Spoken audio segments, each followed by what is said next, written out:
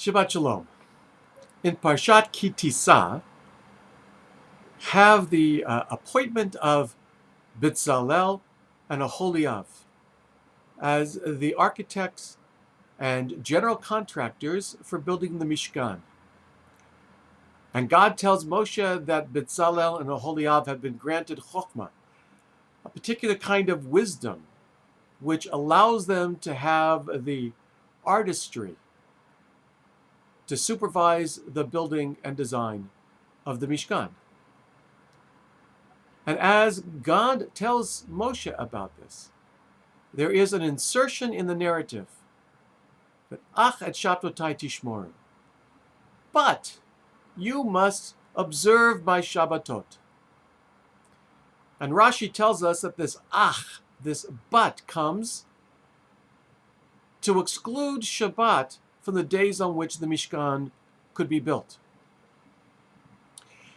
In other words, many commentators tell us that there was a concern that Bnei Yisrael would be so excited to finish this sacred space that they would violate Shabbat, that the building of the Mishkan in their minds would override the sanctity of Shabbat, as do other things, like when the Torah says you shall circumcise your son on the 8th day, if the 8th day is Shabbat, it overrides Shabbat.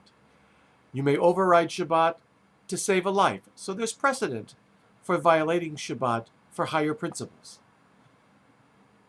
But the Torah comes to say Shabbat is more important than the work of building the Mishkan.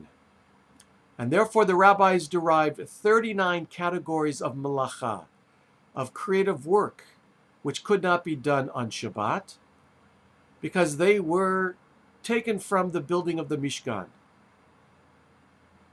But the Shem Shmuel, one of Hasidic Rebbes at the beginning of the 20th century, takes this a step further.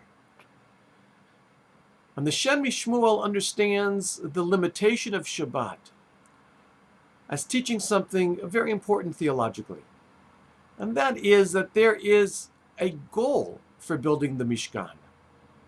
There's a reason for it. Yes, it is sacred space. It is the place in which sacrifices were to be offered, a place where mythically God would enter the world and have communion with the people of Israel. But there was something else. So much energy, time, money, human resources were given to the building of the Mishkan.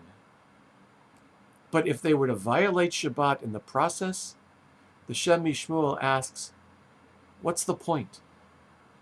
Where is the holiness in the sacred space if it's not there to encourage Shabbat observance, to support the observance of Shabbat? What is the purpose of sacred space if not to provide a venue for sacred time? And I think the Shem Shmuel was not only talking about this text, he was talking about all of our lives, particularly in the 20th and now the 21st century. So many people, thank God, give of themselves, of their time and of their resources to maintain synagogues. Thank God, because without them, there would be no synagogues. But how often do we lose sight of the real goal of a synagogue, which is to be able to experience sacred time, holiness in time. And in Abraham Joshua Heschel's construct, we use the bricks of space in order to create a cathedral in time. Ultimately, this is our goal in a synagogue, is to observe Shabbat and holidays, to feel and experience the holiness of this time. And that's our ultimate goal, and what all of us who work so hard to maintain synagogues around the country are working for. Shabbat Shalom, and may you have a Zis and Shabbos.